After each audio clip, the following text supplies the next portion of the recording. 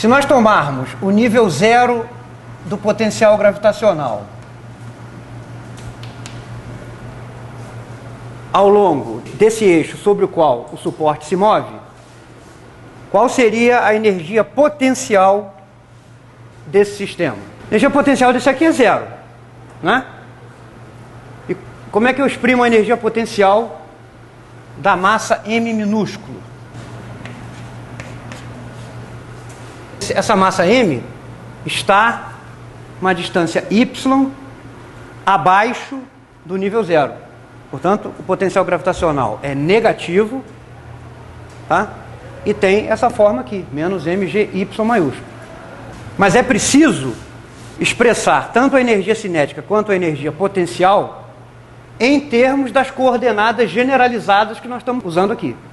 X maiúsculo e y maiúsculo não são coordenadas generalizadas, portanto, devem poder ser expressas em termos dessas duas coordenadas generalizadas x e θ. Olhando para a figura aqui, é imediato identificar que x maiúsculo é esta coordenada x mais esta projeção aqui, que é igual a L seno de θ. E a coordenada y maiúsculo é igual a L cosseno de θ. Então, se nós tomarmos a derivada em relação ao tempo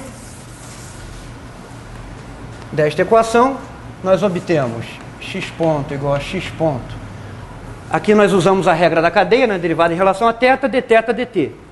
Então, mais L θ ponto à esquerda. E, fazendo a mesma coisa com a segunda equação, isso dá menos L θ ponto seno de θ. Portanto, x ponto quadrado mais y ponto quadrado é imediato. Haverá um termo aqui, x ponto quadrado, o quadrado daqui com o quadrado daqui, né? Usando cosseno ao quadrado mais cosseno ao quadrado é igual a 1, dá L2 θ ponto quadrado. E haverá mais um termo cruzado que vem daqui, que é 2L x ponto θ ponto cosseno de θ. E nós chegamos finalmente à seguinte expressão para a lagrangiana. Aqui, fazendo rapidamente, há um termo em x ponto quadrado e um outro aqui. Então, haverá um termo em x ponto quadrado, que é m minúsculo mais m maiúsculo sobre 2x ponto quadrado. Há um termo em θ ponto ao quadrado, que vai ficar multiplicado por ml2 sobre 2, mais ml x ponto θ ponto cosseno de θ, isso é energia cinética, menos mgy, como y é L cosseno de θ, mais mgl cosseno de θ. Esta é a lagrangiana em termos das coordenadas generalizadas x e θ. Eu quero chamar a atenção aqui para um aspecto que deve ser levado em conta, que é uma fonte de erros na construção da lagrangiana, que é a seguinte: a energia cinética e a energia potencial que aparecem aqui na expressão da lagrangiana devem ser referidas a um referencial inercial. Por que isso? Porque as equações de Lagrange foram deduzidas a partir do princípio de D'Alembert. E o princípio de D'Alembert, né, envolve a aplicação da segunda lei de Newton. E a segunda lei de Newton só vale em referenciais inerciais. Então, tanto essa energia cinética quanto a energia potencial que aparecem na lagrangiana têm que ser referidas a um referencial inercial. Por exemplo, um erro que é frequente nesse tipo de problema é se a pessoa escreveu o seguinte: ó, isso aqui é escrito como a energia cinética do suporte. Ok.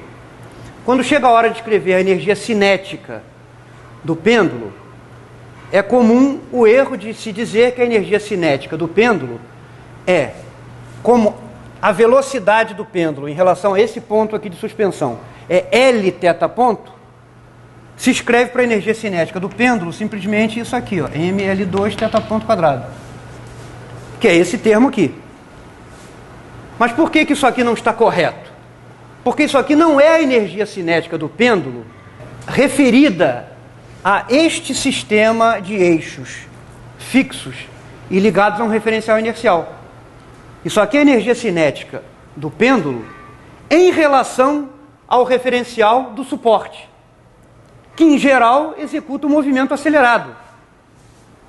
Então, essa expressão aqui não é a energia cinética do pêndulo em relação a este referencial inercial.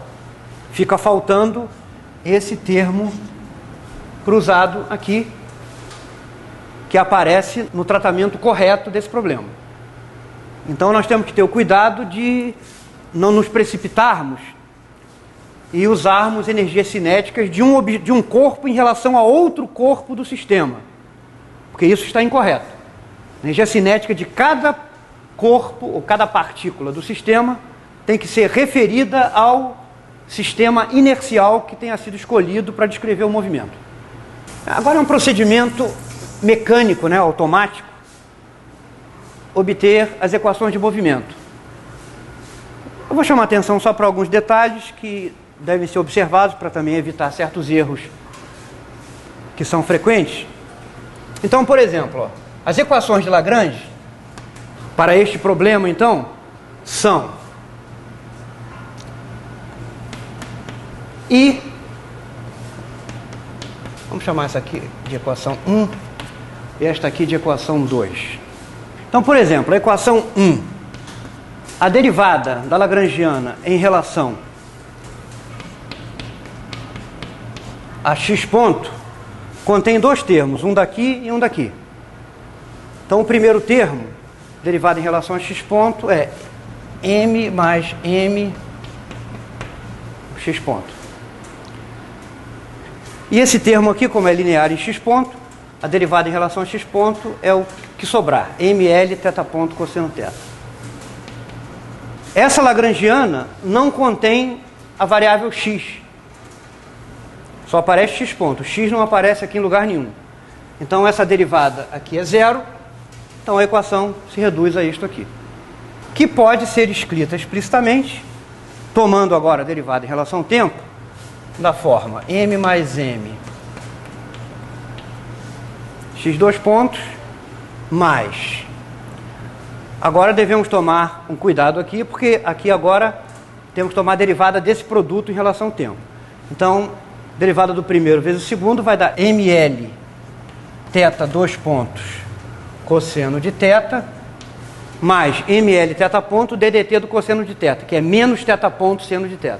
Então vai dar menos ml θ ponto ao quadrado seno de θ igual a zero.